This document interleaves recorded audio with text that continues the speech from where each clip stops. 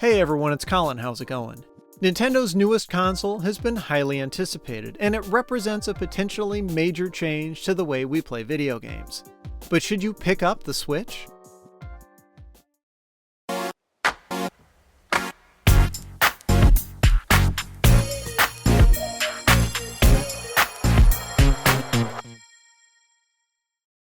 At a casual glance, you might mistake Switch for part of its predecessor, the Wii U gamepad. The form factor is indeed similar, with a landscape orientation and controls on either side of the screen. But it's only about half an inch thick, and it feels surprisingly thin yet solid when you pick it up. There's a USB Type-C port on the bottom for charging, and it's also how the Switch interfaces with its dock. But we'll talk about that a little later. Across the top is the power and volume buttons, a standard headphone jack, and the game cartridge slot. And speaking of cartridges, yes, Nintendo has done away with optical media, instead going with flash-based storage like on the 3DS. Switch cartridges are similar in size to SD cards, but a little bit thicker.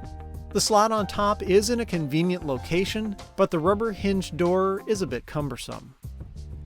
Maybe that's just a subtle way for Nintendo to put more focus on digital downloads.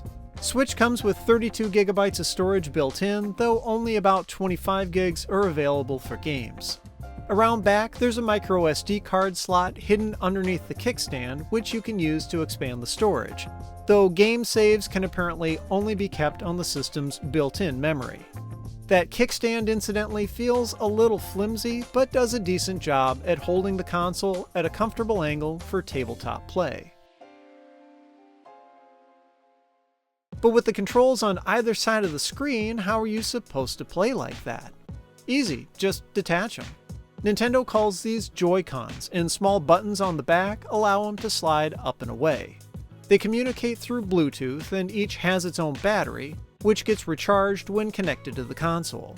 Joy-Cons also have accelerometers for motion controls, as well as vibration motors, which Nintendo calls HD Rumble. They can be used as a left-right pair, or turned sideways and used independently for two-person gameplay. A pair of wrist straps are included in the box, and while these make the tiny shoulder buttons easier to use, I found them a bit cumbersome to install and remove. The Joy-Cons buttons are a bit small, even smaller than those on the 3DS XL, but they don't really feel all that cramped for casual gaming.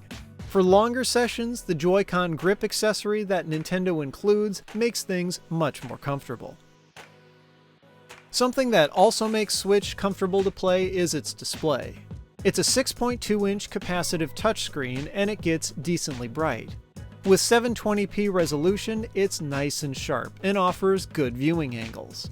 This is a generous size as far as handhelds go, and it still works pretty well when used on a table. I find it to provide a fairly immersive experience, at least when wearing headphones. And that's because, well, the built-in speakers aren't that great. They sound pretty thin, which is understandable given the console's size, but they also don't get all that loud, and this could be a problem for multiplayer games when Switch is used in portable mode. And I say portable mode because Switch can be used as a home console too. The included dock is the key to making this happen. It has a pair of USB ports on the side for charging controllers, and on the back is a flip-down door for cable management. Inside is a USB Type-C port for power input, an HDMI output, and a USB 3.0 port. The console easily drops into the dock and interfaces through that Type-C port on the bottom. Fire up the system and it's a decidedly different experience than previous Nintendo consoles. The user interface is clean and streamlined. The whimsical graphics and background music like you'd find on the Wii U and 3DS are gone. This UI is thoroughly modern and, well, a bit more grown up. That's not to say that all the fun's been taken out of it. There's a dedicated screenshot button on the left Joy-Con, and the Amiibo reader is on the right. But when setting up a user, the selection for avatars defaults to images of Nintendo characters, and setting up a Mii is entirely optional. I think this says a lot. Granted, part of what makes the interface so clean and simple is because, at the time I'm filming this, there isn't a whole lot that you can do. Other than changing settings and browsing through the eShop, you can play games. And that's about it. There's no web browser and no media apps like YouTube, Netflix, or Hulu. At least at the console's launch, Nintendo seems to have prioritized the gameplay experience. And thankfully, that experience is solid. Titles launch pretty quickly and look great. There's been some criticism about the use of Nvidia's Tegra processor in the Switch and how it's slower than the Xbox One and PS4, but when actually playing games, I've never really noticed any difference.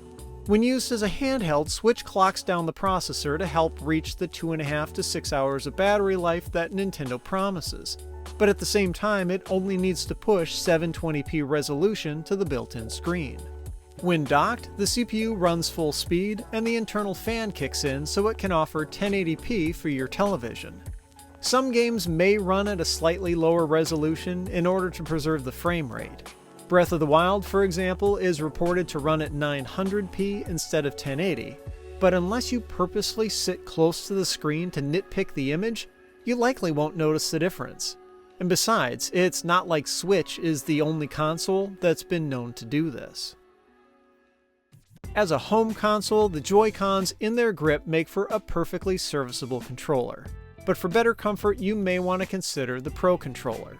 It features the same button layout but in a more traditional size. It charges through USB Type-C like the console, but at $70 US, it's fairly pricey. And that's a trend that continues with Switch accessories in general. A Joy-Con grip that's capable of charging them goes for $35, while replacement Joy-Cons themselves are $50 each. That said, I do find the Switch console to be a solid value at $300, especially considering it's two systems in one, and includes in the box everything you need to use it as either. Honestly, it's still a bit weird to me to think of what looks like a handheld as a home console, but it does work and offers a lot of flexibility by doing so. Okay, so the ultimate question, should you buy it? I'll admit that at launch, the feature set's a bit thin, as is the lineup of launch titles. But there's a solid roadmap for games in 2017, and Nintendo has said that it plans to add features like streaming media apps as time goes on. As far as hardware goes, I can't find any showstoppers or major faults. I mean, it'd be nice if there was an LED to show when the battery's done charging, but that's about it. Any concerns with the console, as far as I can tell, can generally be addressed through software updates. It feels more like Switch is a blank canvas, rather than a product rushed to market to mitigate the failure of its predecessor. We know more features are on the way, like online multiplayer and virtual console titles. They're just not here yet. So the way I see it, if you buy into the whole hybrid home and portable concept, and are a fan of Nintendo's franchises, it comes down to this. If you expect game consoles to do everything the very first time you fire them up, then you may want to hold off for a while. Otherwise, pick up Switch sooner rather than later, and enjoy the ride. If you like the video, I'd appreciate a thumbs up, and be sure to subscribe if you haven't already. You can follow me on Twitter and Instagram at thisdoesnotcomp, and as always, thanks for watching.